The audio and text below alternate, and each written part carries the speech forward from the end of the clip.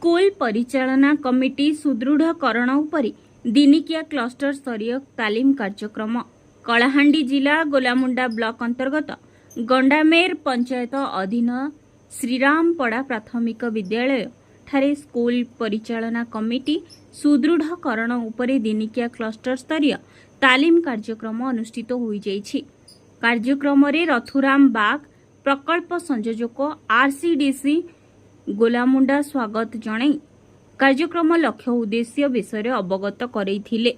तालीमदाता भावरे श्री जीवन ज्योति नेगी उपस्थित रही विद्यालय परिचालना कमिटी दायित्व और भूमिका अन्य विभाग हिताधिकारी सहित समन्वय रखी सफल कार्यक्रम करने प्रयास करने शिक्षा अधिकार आईन 2009 और शिशु अधिकार विद्यालय विकास योजना प्रस्तुत करने अनुदान राशि को सठिक भावरे विनियोग करने और हिसाब ठीक भावरे लेखिबा उपरे तालीम प्रदान करथिले।